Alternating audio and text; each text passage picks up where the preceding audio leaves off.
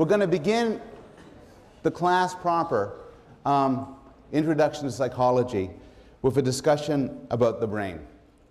And in particular, I want to lead off the class with an idea that the Nobel Prize-winning biologist Francis Crick described as the astonishing hypothesis. And the astonishing hypothesis is summarized like this. As he writes, the astonishing hypothesis is that you, your joys and your sorrows, your memories and your ambitions, your sense of personal identity and free will, are in fact no more than the behavior of a vast assembly of nerve cells and their associated molecules. As Lewis Carroll's Alice might have phrased it, you're nothing but a pack of neurons. It is fair to describe this as astonishing. It is an odd and unnatural view. And I don't actually expect people to believe it at first. It's an open question whether you'll believe it when this class comes to an end. But I'd be surprised if many of you believe it now. Most people don't. Most people, in fact, hold a different view. Most people are dualists. Now, dualism is a very different doctrine. It's a doctrine that can be found in every religion and in most philosophical systems throughout history. It was very explicit in Plato, for instance. But the most articulate and well-known defender of dualism is the philosopher René Descartes. And René Descartes explicitly asked the question, are humans merely physical machines, merely physical things? And he answered no. He agreed that animals are machines.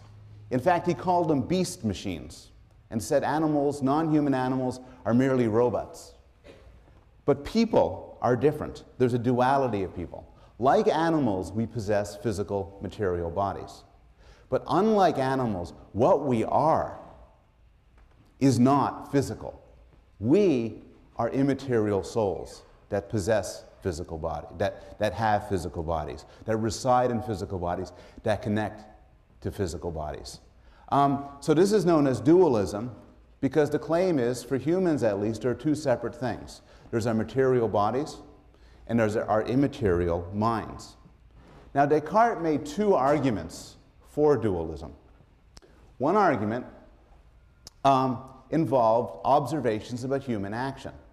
So Descartes lived in a fairly sophisticated time, and his time did have robots. These were not electrical robots, of course. They were robots powered by hydraulics. So Descartes would walk around the French royal gardens, and the French royal gardens were set up like a 17th century Disneyland. They had these characters that would operate according to water flow. And so if you stepped on a certain panel, a swordsman would jump out with a sword. If you stepped somewhere else, a bathing beauty would cover herself up behind some bushes.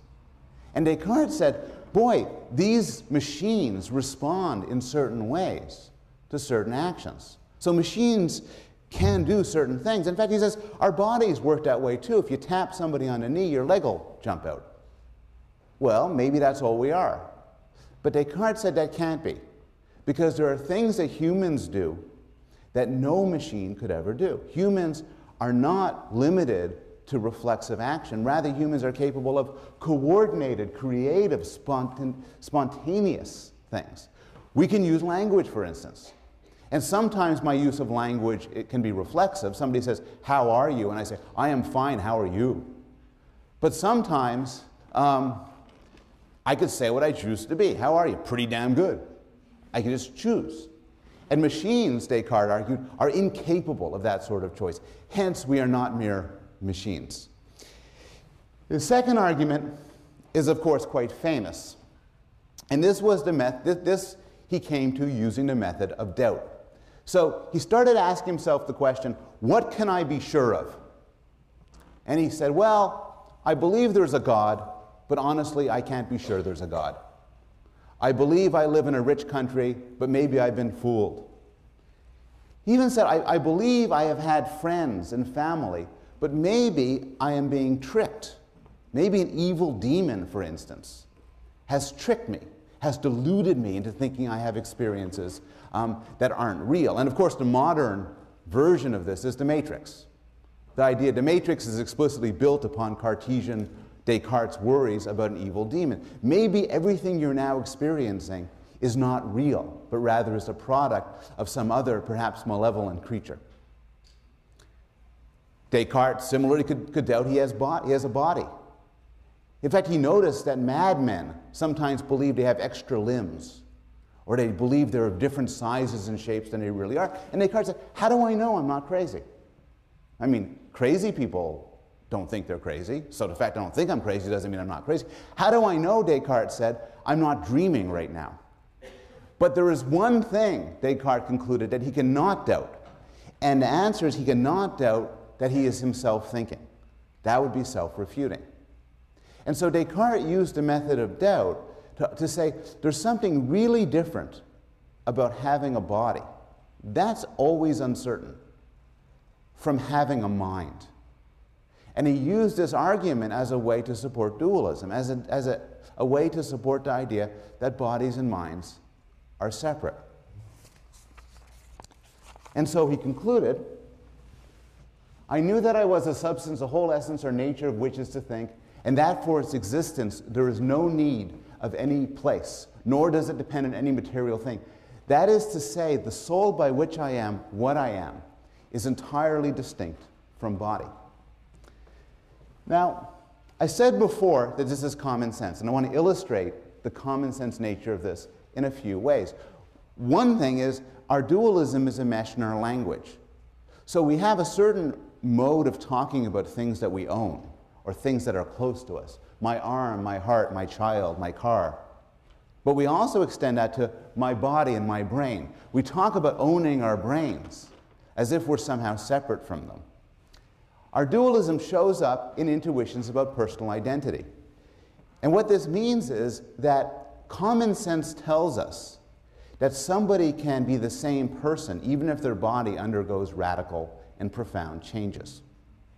The best examples of this are fictional. So we have no problem understanding a movie where somebody goes to sleep as a teenager and wakes up as Jennifer Garner, as an older person. Now nobody says, oh, that's a documentary, I believe that thoroughly true. But at the same time, nobody, no adult, no teenager, no child ever leaves and says, I'm totally conceptually confused. Rather, we follow the story. We can also follow stories which involve more profound transformations, as when a man dies and is reborn into the body of a child. Now, you might have different views people around this room will have different views as to whether reincarnation really exists. But we can imagine it. We can imagine a person dying and then re-emerging in another body. This is not Hollywood invention. One of the great short stories of the last century begins with the sentence by Franz Kafka. As Gregor Samsa woke one morning from uneasy dreams, he found himself transformed in his bed into a gigantic insect. And again, Kafka invites us to imagine waking up into a body of a cockroach. And we can. This is also not modern. Hundreds of years before the birth of Christ, Homer described the fate of the companions of Odysseus who were transformed by a witch into pigs. Actually, that's not quite right. She didn't turn the men into pigs. She did something worse.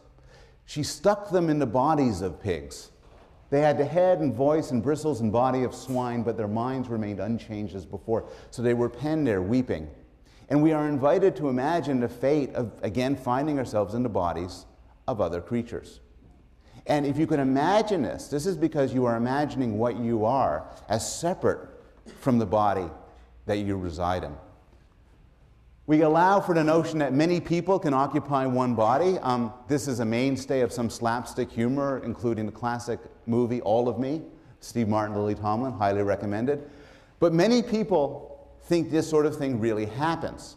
One analysis of multiple personality disorder is that you have many people inside a single body fighting it out for control. Now, we will discuss multiple personality disorder towards the end of the semester, and it turns out things are a good deal more complicated than this. But still, my point isn't about how it really is, but how we think about it. Common sense tells us you could have more than one person inside a single body. this shows up in a different context involving exorcisms, where many belief systems allow for the idea that people's behavior, particularly their evil or irrational behavior, could be because something else has taken over their bodies. Finally,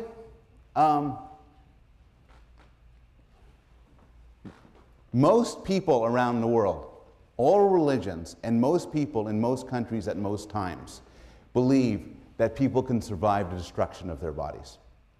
Now, cultures differ according to the fate of the body. Some cultures have the body going to the fate of the soul. Some cultures have you going to heaven or descending to hell. Others have you occupy another body. Still others have you occupy an amorphous spirit world. But what they share is the idea that what you are is separable from this physical thing you carry around, and the physical thing that you carry around can be destroyed while you live on. These views are particularly common in the United States. In one survey done in Chicago a few years ago, people were asked their religion and then were asked what would happen to them when they died. Most people in the sample were Christian, and about 96% of Christians said, when I die, I'm going to go to heaven. Some of the sample was Jewish. Now, Judaism is actually a religion with a less than clear story about the afterlife. Still, most of the subjects who identify themselves as Jewish said when they die, they will go to heaven. Some of the sample denied having any religion at all, said they have no religion at all. Still, when these people were asked what would happen when they would die, most of them answered, I'm going to go to heaven. So, dualism is a mesh. A lot rests on it. But as Crick points out, the scientific consensus now is that dualism is wrong. There is no you separable or separate from your body. In particular, there's no you separable from your brain. To put it the way cognitive scientists and psychologists and neuroscientists like to put it, the mind is what the brain does. The mind reflects the workings of the brain, just like computation reflects the working of a computer. Now, why would you hold such an outrageous view? Why would you reject dualism in favor of this alternative? Well, a few reasons. One reason is dualism has always had its problems. For one thing, it's a profoundly unscientific doctrine. We want to know, as curious people, how children learn language, what we find attractive or unattractive, what's the basis for mental illness. And dualism simply says it's all non-physical, it's part of the ether, and hence fails to explain it. More specifically, dualists like Descartes struggle to explain how a physical body connects to an immaterial soul. What's the conduit? How could this connection be made? After all, Descartes knew full well that there is such a connection. Your body obeys your commands. If you bang your toe, stub your toe, you feel pain. If you drink alcohol, it affects your reasoning. But he could only wave his hands as to how this physical thing in the world could connect to an immaterial mind. Descartes, when he was alive, was reasonable enough concluding that physical objects cannot do certain things. He was reasonable enough in concluding, for instance, as he did, that there's no way a merely physical object could ever play a game of chess. Because such a capacity is beyond the capacity of the physical world, and hence you have to extend the explanation to an immaterial soul. But now we know, we have what scientists call an existence proof. We know physical objects can do complicated and interesting things. We know, for instance, machines can play chess. We know machines can manipulate symbols. We know machines have limited capacities to engage in mathematical and logical reasoning, to recognize things, to do various forms of computations. And this makes it at least possible that we are such machines. So you can no longer say, look, physical things just can't do that, because we know physical things can do a lot. And this opens up the possibility that humans are physical things, in particular, that humans are brains. Finally, there's strong evidence that the brain is involved in mental life.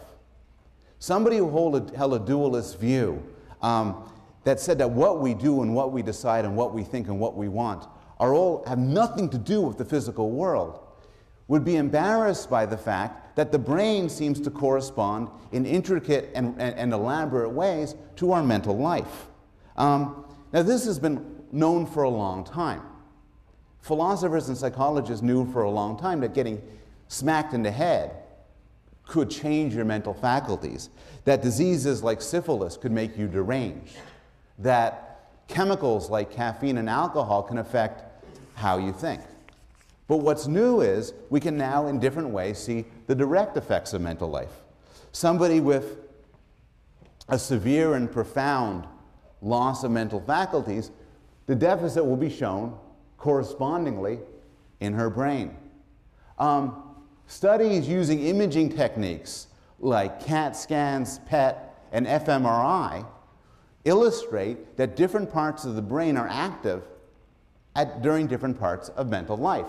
For instance, the difference between seeing words, hearing words, reading words, and generating words can correspond to different aspects of what part of your brain is active. To some extent, if we put you in an fMRI scanner and observe what you're doing in real time, by looking at the activity patterns in your brain, we can tell whether you're thinking about music or thinking about sex. To some extent, we can tell whether you're solving a moral dilemma versus something else. And this is no surprise if what we are is the workings of our physical brains. But it is extremely difficult to explain if one is a dualist. Now, so what you have is the scientific consensus is that all of mental life, including consciousness and emotions and choice and morality, are the products of brain activities. So you would expect that when you rip open the skull and look at the brain, you'd see something glorious. You'd see, like, I don't know, a big shiny thing with glass tubes and blinding lights and sparks and wonderful colors. And actually, though, the brain is just disgusting. It looks like an old meatloaf. It's gray when you take it out of the head. It's called gray matter. But that's just because it's out of the head. Inside the head, it's bright red because it's pulsing with blood. It doesn't even taste good. Well, has anybody here ever eaten brain? I mean, it's good with cream sauce, but everything's good with cream sauce. So the question is, how can something like this give rise to us? And I mean, you have to have some sympathy for Descartes. There's another argument Descartes could have made that's a lot less subtle than the ones he did make, which is that thing responsible for free will and love and consciousness, ridiculous. What I want to do, and what the goal of neuroscience is to make it less ridiculous, to try to explain how the brain works, how the brain can give rise to thought. And what I want to do today is take a first stab at this question. But it's something we'll continue to discuss throughout the course as we talk about different aspects of mental life. What I want to do, though, now is provide a big picture. So I want to do is start off small with the smallest interesting part of the brain, and then get bigger and bigger and bigger. Talk about how the small part of the brain, the neurons, the basic building blocks of thought, combine to other mental structures, and then to different subparts of the brain, and finally to the whole thing. So, one of the discoveries of psychology is that the basic unit of the brain appears to be the neuron. The neuron is a specific sort of cell. And the neuron has three major parts, as you could see illustrated here. Neurons actually look quite different from one another, but this is a typical one. There are the dendrites, these little tentacles here. And the dendrites get signals from other neurons. Now, these signals can be either excitatory which is that they raise the likelihood the neuron will fire, or inhibitory, in that they lower the likelihood that the neuron will fire. The cell body sums it up, and you could view it arithmetically. The excitatory signals are pluses, the inhibitory ones are minuses, and then if you get a certain number, plus 60 or something, the neuron will fire. And it fires along the axon, the thing to the right. The axon is much longer than the dendrites. And in fact, some axons are many feet long. There's an axon leading from your spinal cord to your big toe, for instance. It is so shocking the lights go out. Surrounding, to complete a mechanical metaphor that would have led Descartes to despair, thank you, Colleen, surrounding the axon is a myelin sheath, which is actually just insulation. It helps the firing work quicker. So here are some facts about neurons. There are a lot of them, about 1,000 billion of them, and each neuron can be connected to around thousands, perhaps tens of thousands, other neurons. So it's an extraordinarily complicated computing device. Neurons come in 3 flavors. There are sensory neurons, which take information from the world. So as you see me, for instance, there are neurons firing from your retina, sending signals to your brain. There are motor neurons. If you decide to raise your hand, those are motor neurons telling the muscles what to do. And there are interneurons which connect the two.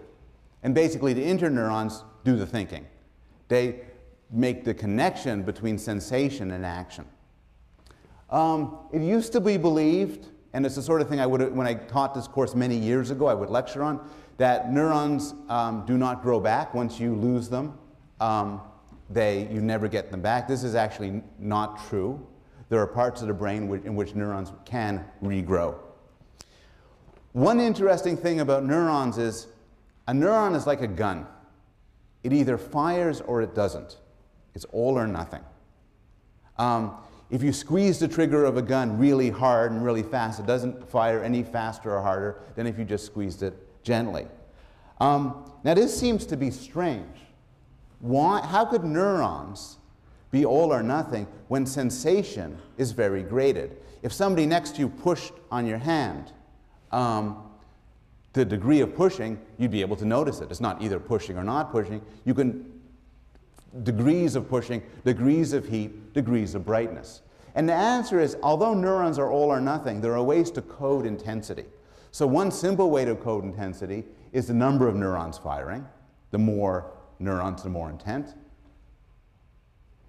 Another way to increase intensity is the frequency of firing. So I'll just use those two. The first one is the number of neurons firing. The second one is the frequency of firing. In that something is more intense if it's bang, bang, bang, bang, bang, bang, bang, than bang, bang, bang. And these are 2 ways through which neurons encode intensity. Now, neurons are connected, and they talk to one another. And it used to be thought they were tied to one another, like a computer. Like you take wires and you connect wires to each other. You wrap them around and connect them. It turns out this isn't the case. It turns out that neurons relate to one another chemically in a kind of interesting way. Between any neurons, between the axon of one neuron and the dendrite of another, there's a tiny gap. The gap could be about 1/10,000th of a millimeter wide, this infinitesimal gap. And this gap is known as a synapse. And what happens is, when a neuron fires, an axon sends chemicals shooting through the gap. These chemicals are known as neurotransmitters, and they affect the dendrites. So neurons communicate to one another chemically. Again, the chemicals could excite the other neuron, excitatory, bring up the chances it will fire, or inhibit the other neuron, inhibitory.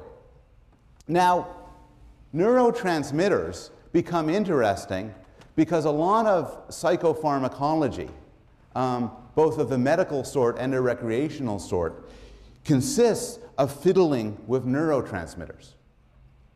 And so you could see this through some examples. There are two sorts of ways you could fiddle with neurotransmitters, and correspondingly, two sorts of drugs. There are agonists, and what an agonist does is increases the effect of neurotransmitters, either by making more neurotransmitters, or stopping the cleanup of neurotransmitters, or in some cases by faking a neurotransmitter, by mimicking its effects. Then there are antagonists that slow down the amount of neurotransmitters, either because they destroy neurotransmitters, or they make it hard to create more, or in some cases they go to the dendrite of the neuron and they kind of put a paste over it so that the neurotransmitters can't connect. And it's through these clever ways that neurons can affect your mental life. So for instance, there is a drug known as curare. And curare is an antagonist. It's a very particular sort of antagonist. It blocks motor neurons from affecting muscle fibers. What this does then is it paralyzes you, because your motor neurons, you send a command to your arm to lift up, it doesn't work. You send a command to your leg to move, it doesn't work. The motor neurons are deactivated. And then, because the way you breathe is through motor neurons, you then die. There's alcohol. Alcohol is inhibitory. Now, this may be puzzling to people. It's mildly paradoxical, because you may be thinking, alcohol is not inhibitory. On the contrary, when I drink a lot of alcohol, I lose my inhibitions and become a more fun person. I become more aggressive and more sexually vibrant and simply more beautiful. And so, in what way is alcohol inhibitory? Well, the answer is it inhibits the inhibitory parts of your brain. So you have parts of your brain that are basically telling you now, largely in the frontal lobes, sort of, okay, keep your pants on, don't hit anybody, don't use bad words. Alcohol relaxes, shuts down those parts of the brain. If you take enough alcohol, it then goes down to inhibit the excitatory parts of your brain, and then you fall on the floor and pass out. Amphetamines increase the amount of arousal. In particular, they increase the amount of norepinephrine, a neurotransmitter that's responsible for just general arousal. And so amphetamines include drugs like speed and coke. There are Prozac works on serotonin. When we discuss clinical psychology and depression, we'll learn the extent to which neurotransmitter disorders are implicated in certain disorders like depression. And one problem is that for depression is that there's too little of a neurotransmitter known as serotonin. Prozac makes serotonin more prevalent, and so in some extent might help alleviate depression. Parkinson's disease is a disease involving destruction of motor control and loss of motor control, difficulty moving. And one factor in Parkinson's is too little of a neurotransmitter known as dopamine. The drug L-Dopa increases the supply of dopamine, and so does something to alleviate, at least temporarily, the symptoms of Parkinson's. So you have neurons, and they're clustered together, and they fire and they communicate to one another. So how does this all work to give rise to creatures who could do interesting things like talk and think? Well, again, it used to be believed that the brain is wired up like a computer, like a PC or a Mac or something like that. But we know this can't be true. It can't be true because there's two ways in which the brain is better than a computer. For one thing, the brain is highly resistant to damage. If you have a laptop and I persuade you to open it up for me, and I take the pliers and kind of snip just about anywhere, your laptop will be destroyed. But the brain is actually more resilient. You can take a lot of brain damage and still preserve some mental functioning. To some interesting sense, there's some sort of damage resistance built into the brain that allows different parts of the brain to take over if some parts are damaged. A second consideration is the brain is extremely fast. Your computer works on wires and electricity, but your brain uses tissue, and tissue is extremely slow. The paradox then is, how do you create such a fast computer with such slow stuff? And you can't, if the brain was wired up like a personal computer, it would take you 4 hours to recognize a face. But in fact, we could do things extremely quickly. So the question then is, how is the brain wired up?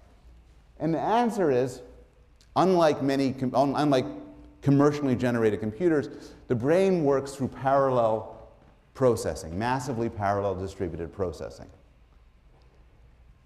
There's a whole lot of research, and this is research, some of which takes place outside psychology departments and in engineering departments and computer science departments, trying to figure out how a computer can do the same things brains can do. And one way people do this is they take a hint from nature and they try to construct massively distributed networks to do aspects of reasoning. So there's a very simple computational network that is interesting because it kind of looks to some extent like the way neurons look, and this is often known as neural networks. And people who study this often claim to be studying neural network modeling, to try to build smart machines by modeling them after brains. And in the last 20 years or so, this has been a huge and vibrant area of study, where people are trying to wire up machines that can do brain-like things from components that look a lot like neurons and are wired up together as neurons are. One consideration in all of this is that this is a very young field and nobody knows how to do it yet. There is no machine yet that can recognize faces or understand sentences at the level of a 2-year-old human. There is no machine yet that can do just about anything people can do in an interesting way. And this is in part because the human brain is wired up in an extraordinarily more complicated way than any sort of simple neural network. This is a sort of schematic diagram, you're not responsible for this, of parts of the visual cortex. And the thing to realize about this is it's extraordinarily simplified. So the brain is a complicated system. Now, so we've talked a little bit about the basic building blocks of the brain, neurons. We've then talked about how neurons can communicate to one another, then turned to how neurons are wired up together. Now let's talk a little bit about different parts of the brain. Now, there's some things you don't actually need your brain to do. The study of what you don't need your brain to do has often drawn upon this weird methodology where this was actually done in France a lot, where they would decapitate people. And after they decapitated people, psychologists would rush to the body of the headless person and sort of test out reflexes and stuff like that. It's kind of gruesome. But we know there are some things you don't need your brain for. You don't need your brain for newborn sucking, limb flexation and withdrawal from pain. Your limb will pull back even if your head is gone. Erection of the penis can be done without a brain. Vomiting, also done without a brain. Here, I need a volunteer. Very simple. This will not involve any of the above. Could you stand up? Just, okay. This is a new shirt, so I want to stay away. No, this is, if you hold out your hand, and one hand flat, excellent, excellent. That's the textbook, 5th edition. Now, perfect. What you'll notice is, thank you very much. What you'll notice is this hit and this hand went back up.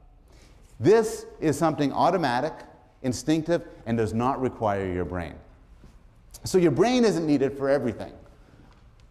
What does your brain do? Well, some things that your brain does involve very low-level internal structures. And these are called subcortical structures because they're below the cortex. They're underneath the cortex.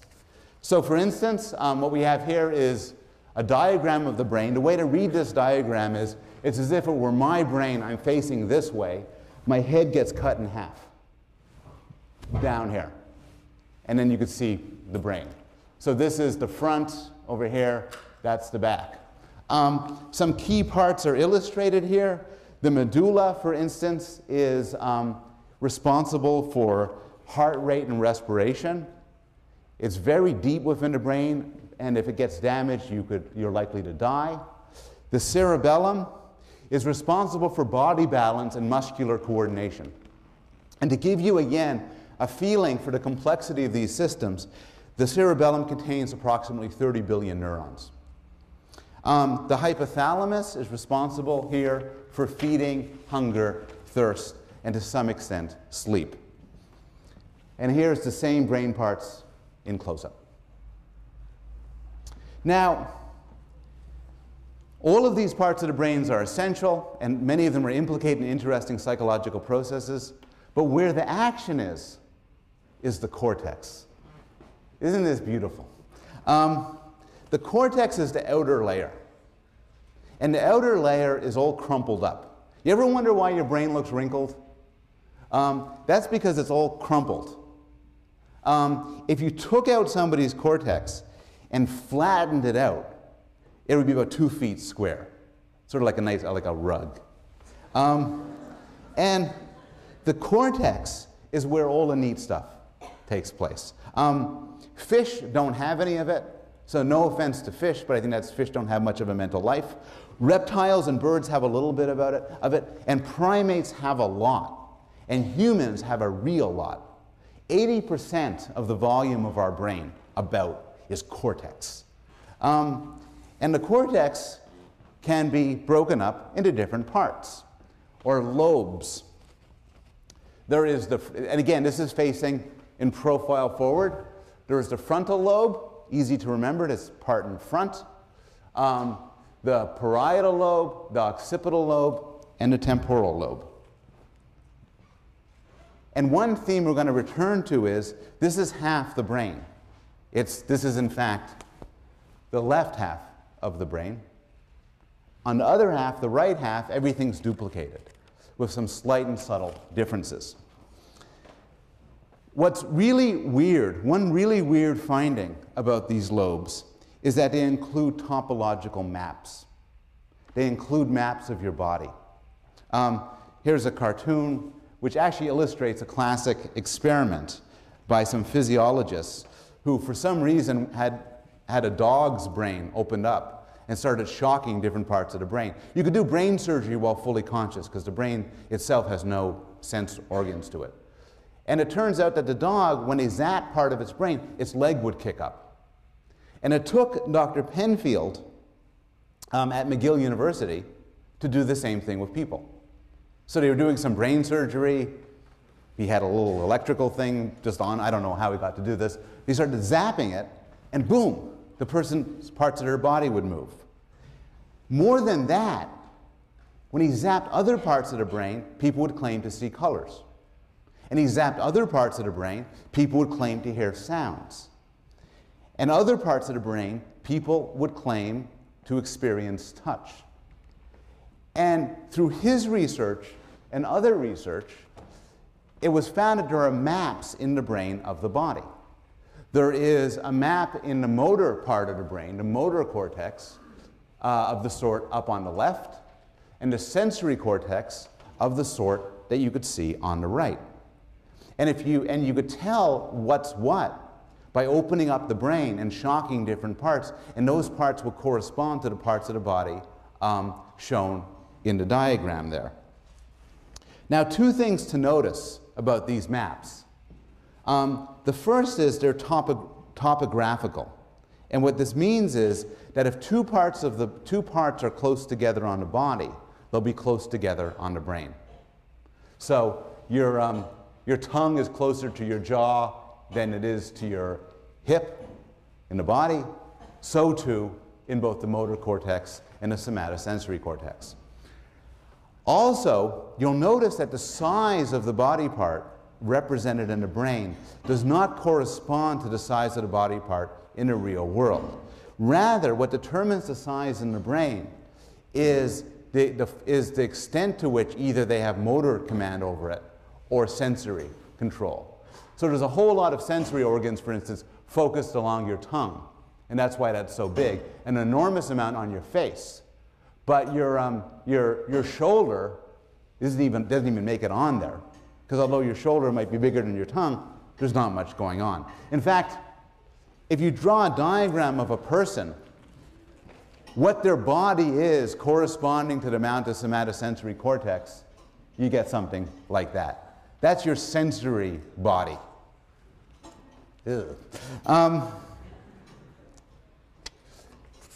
Now, so you have these maps in your head.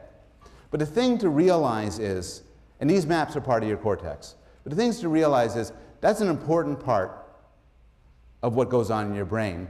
But less than 1/4 of the cortex contains these maps, or projection areas. The rest is involved in language and reasoning and moral thought and so on. And in fact, the proportion, as you go from rat, cat, monkey, humans, less and less of it is devoted to projection areas and more to other things. So, how do we figure out what the other parts of the brain do? Well, there's all sorts of methods. Typically, these are recent imaging methods like CAT scan and PET scan and fMRI, which, as I said before, show parts of your brain at work. If you want to know which part of your brain is responsible for language, you could put somebody into a scanner and have them exposed to language or do a linguistic task or talk or something, and then see what parts of their brain are active. Another way to explore what the brain does is to consider what happens to people when very bad things happen to their brain. And these bad things could happen through lesions, through tumors, through strokes, through injury. For the most part, neuropsychologists don't like helmet laws. Neuropsychologists love when motorcyclists drive without helmets because through their horrible accidents, we gain great insights into how the brain works. And the logic is, if you find somebody, crudely, if you find somebody with damage to this part of the brain, right here, and that person can't recognize faces, for instance, there's some reason to believe that this part of the brain is related to face recognition. And so through the study of brain damage and the study of, we can gain some understanding of what different parts of the brain do. And so people study brain damage that implicates motor control, such as apraxia. And what's interesting about apraxia is it's not paralysis. Somebody with apraxia can move, do simple movements just fine, but they can't coordinate their movements. They can't do something like wave goodbye or light a cigarette. There's agnosia. And agnosia is a disorder which isn't blindness, because the person could still see perfectly well. Their eyes are intact.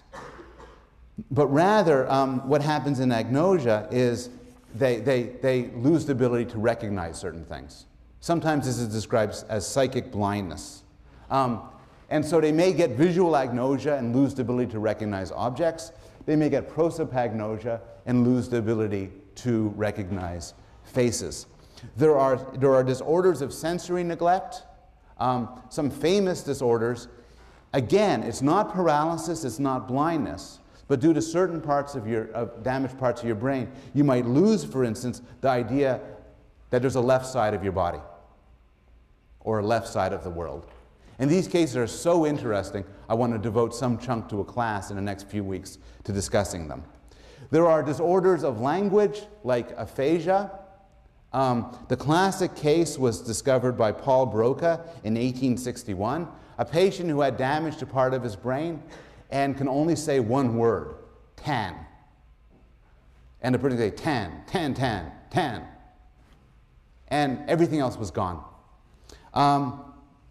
There's other disorders of language, such as receptive aphasia, where the person could speak very fluently, but the words don't make any sense, and they can't understand anybody else. Other disorders that we'll discuss later on include acquired psychopathy, where damage to parts of your brain, particularly related to the frontal lobes, rob you of the ability to tell right from wrong. I want to end. We're talking about neurons, connections between neurons, how neurons are wired up, the parts of the brain, what the different parts do. I want to end by talking about the two halves of the brain and ask the question, how many minds do you have? Now, if you look at the brain, if you took the brain out and held it up, it would look pretty symmetrical, but it actually is not. There are actual differences between the right hemisphere and the left hemisphere. How many people here are right-handed?